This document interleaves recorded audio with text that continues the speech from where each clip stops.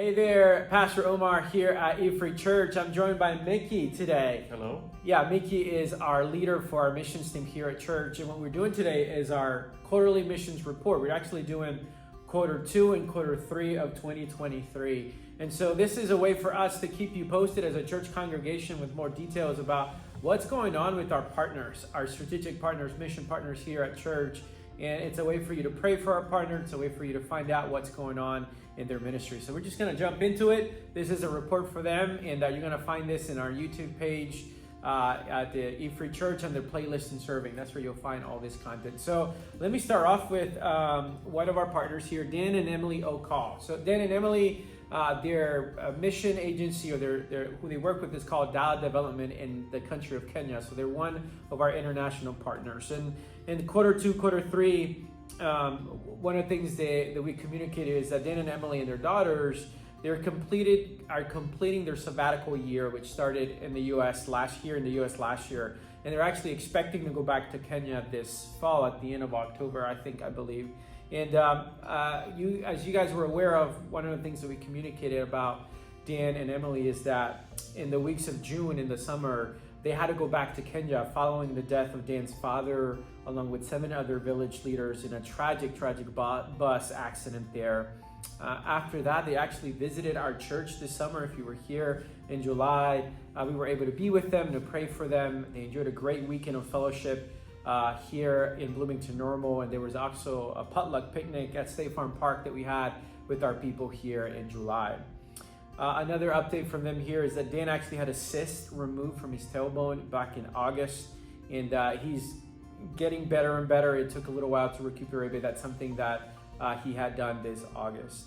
The other thing they mentioned here is that we are researching options that say that and cost for shipping a donated trailer that we have here that has medical equipment for their cancer screening ministry in Kenya. So at this moment, they're researching costs and options of what to do, how to get this trailer and this equipment to Kenya, estimated around $6,000 to $8,000 right now, or even more. And so logistically, it's challenging. So that's one of the things to be praying for Dan and Emily.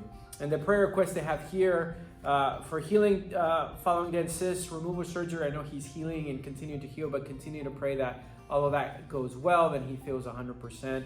For connections with additional supporters, for successful return to ministry and life in Kenya in October, for wisdom in determining whether or how to ship the trailer, as I mentioned, that it's here at E-Free Church, for recruiting a group of prayer warriors to support the ministry. That's something that is ongoing for them, and for strengthening the Dala Development Board of Directors. So that's quarter 2 and quarter 3 for Dan and Emily. We also had a visit this summer from Pastor Adam and his wife Libby and their 2 kids, and 2 of their kids. They have 3. We had a great time with them. They were in the USA this summer to visit family, visit supporters, and also to get their kids into college. So they were able to get that done. We had some of the leaders of our church had dinner with them on Saturday. They were in the Adult Bible Fellowship Sunday morning, and also in worship. And then there was a luncheon in the cafe afterwards. Hopefully you were able to meet with them while they were here. Update on their ministry. They're in a confidential country that we can't share. But they have started a cafe there that's near a bus station where people can come in and practice their English. And that's an opening for them to share their faith and just be a minister to the community. Their team has grown significantly in the years since they've been in the field, and they have many new team members that are located all over the Middle East and North Africa. Prayer requests. They are joyful. For a joyful, unified, and fruitful teams. For planting a new church in their city. New workers in the region, especially country leaders. and a time of transition to being empty nesters. So with their kids all off to college, it's a little change in life for them. And for raising support. They had a major donor recently that died, and so they're needing some additional support for their ministry. Yeah, thanks, Mickey. Moving on from them, then I'm also going to share about Carl Frost. Now, Carl Frost is one of our national mission partners here. He's at Ball State University, so he's working with college students, campus ministry. There's a church he has there at Ball State.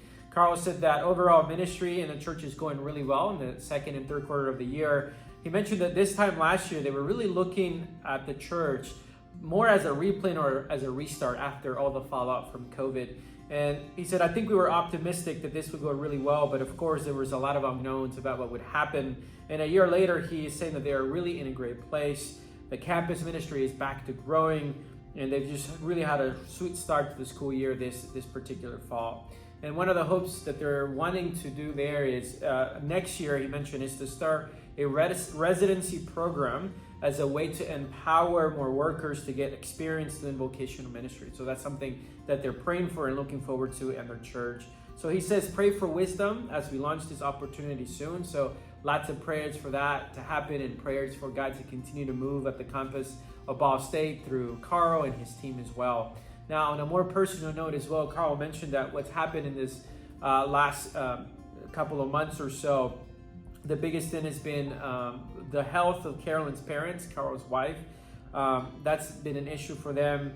Carolyn's mom was diagnosed with cancer last November, and she might not have much to live. So that they've been dealing with that, but in the midst of all of that this summer as well, her dad had a stroke.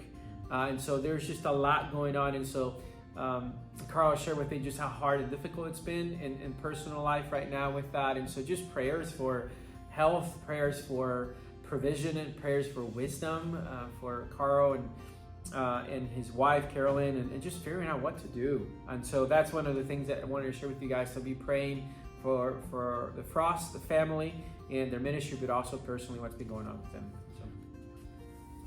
So. Next up, we have Paul and Nancy Urquhart. They are now working remotely. They're planning to relocate, and they've had some changes in their lifestyle as they plan for that. Nancy has assumed a new role in JARS, working with the counseling team after the retirement of one of their the leader of their center. So she is now the leader for the counseling team.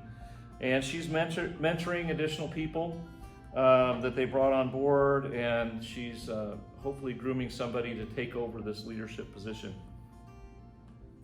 Paul is doing training for a woman in Mali and a man in Cameroon so that they can become credentialed, it's called a SIL, formerly known as the Summer Institute of Linguistics.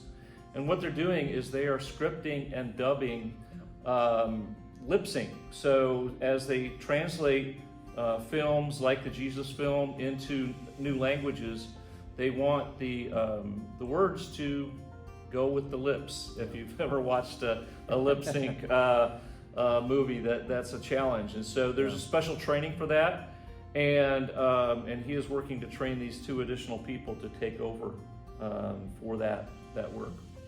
Oh, awesome. Moving on next is the next update here is from Home Sweet Home Ministries. Here they are a local partner, mission partner with us here, and the main focus has been Big Give for this season. In September, we just had a Big Give celebration here at church, and so that's their big initiative in the fall, where they're raising food to feed many families in need for Thanksgiving. I know that last year 1,600 Thanksgiving meals were given through this effort, which is with Home Sweet Home Ministries, Midwest Food Bank, and also Thrivent here locally. So that's their big thing. The E-Free Big Give box is still here at church. It won't be here too much longer, but you're still able to donate turkeys up until the second week of November, I believe. So you can still do that. Yeah, food distribution will take place November 18th. So you can always find that information in our church, and we'll have it here in our building. We have sort of a QR code for those. You can request that information as well. We're happy to send you to where you can donate those turkeys. So that is big big gift going on right now with Home Sweet Home Ministries. The other thing I would say with them is they're always looking for volunteers throughout the year in areas such as serving meals, cleaning up, as well as organizing food items. And it's pretty easy to get involved. You fill out a couple of forms and watch a couple of 2 10-minute videos. I believe they've made it so easy for people to come on board to help them. So that if that's something you're interested with, we can also point you to that. But yeah, that is Home Sweet Home Ministries. Yeah, in a nutshell, the last 2 or 3 quarters. Another one of our local partners is Sheridan School. And there's going to be, starting up October 1st, you'll be hearing more about Trunk or Treat. Yeah. If you've been around E3 for a while, you know that that's our opportunity to dress up for Halloween, dress up your car, fill up your trunk with some fun stuff, go out and have some fun. And it's really a great ministry to the kids at that school and to the neighborhood. We are looking for additional people to dress up their car. I think we're hoping for 20. Yeah, 20 plus. 20 plus. 20 plus, yeah. And that the date of that is going to be October 19th.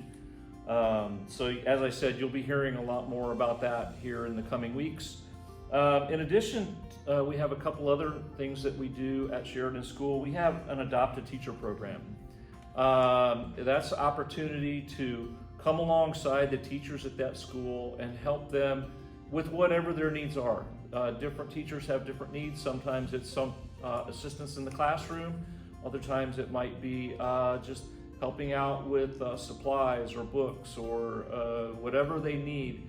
And we've had 13 out of the 14 sponsors that we had last year have returned for this year. We've had some additional teachers sign up and want to participate in that. We're currently looking for 5 more groups or individuals to step up and sponsor a teacher. So there's an opportunity there for you to get involved if you're so inclined. The other thing is we have a program called Hope Packs, and that's where we pack some backpacks for kids to take home over the weekend, so that they have some food if they're living in a situation where they maybe not have sufficient food for the weekend. And we've had a change where that packing of the backpacks is now done from 11 until 2. It used to be done at 3 in the afternoon, but they had a conflict at the school. So, if you're maybe retired or available during the morning hours, there's another opportunity to get involved with one of our local partners. Absolutely. Thank you, Mickey.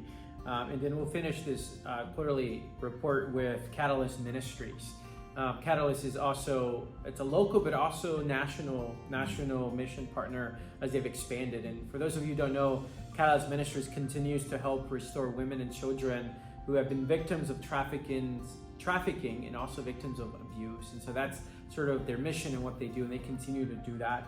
For the summer and here early fall, they also talked about what they're thankful for, what's been going on with them. They said that they're thankful for 2 new Catalyst Farms graduate in the spring, which means 2 people went through the restoring process and then graduated from that, which is incredible, which is awesome here, Catalyst Farms here in Bloomington Normal. They're thankful for new team members and volunteers as well who have joined in this last couple of months. They also had their first official workday in the Texas location. That's one of the locations where they expanded is in Texas. They're thankful for a new gazebo at Catalyst Farms here in Bloomington, as well as a new roof in Catalyst Ranch in Texas. They're thankful as well for an 8-passenger van to transport residents in Texas that was given to them, which was a big, big blessing. They also just had the Catalyst Dinner fundraiser just a couple of weeks ago, and so that's something as well that they did here in Bloomington Normal to raise awareness about their ministry and also to raise some funds to be able to continue help the people they help with here in Bloomington Normal. The prayer request that we've been sent from them is they need a new office space in the Dallas Rockwell area where their other location is. They pray for God's provision and wisdom as they hire and build teams with volunteers and staff as well as they continue to do that. They're praying for generous donors committing to become impact donors, which means a monthly donor gives of $30 or more. That's what their impact donors are. Prayer for God's preparation and guidance as they work with precious survivors and prepare and prepare for new ones in the coming weeks. So praying for all of those things, and just ongoing church and community partnerships as well, and opportunities to speak and share about the work of Catalyst Ministries in our community. So that is the request that they had for quarter 2 and quarter 3. So again, this is one of the things that we want to commit to do is to share what's going on with our partners, for you to know what's going on and to pray for them. If you have any questions, you can email me, you can email Mickey. I put Mickey's email, my email as well in this video, and we can provide just more information about all things missions here at EFC. But yeah, with that, Mickey, would you like to close us out in prayer, pray for our congregation, pray for our partners, and yeah, we'll wrap it up. Father, we thank you for the opportunity to partner with these people locally, nationally, and internationally. We thank you for all of the work that you are doing through these partners to reach people with the gospel, to meet their physical and spiritual needs. And Lord, we ask that you would do the same for the people of our congregation, that you would meet their needs, that you would exceed their needs, Lord. And we just pray that you would stir up the hearts of the congregation to be involved with these partners, to come alongside and be about doing the work of sharing the gospel. And we ask all this in Jesus' name. Amen.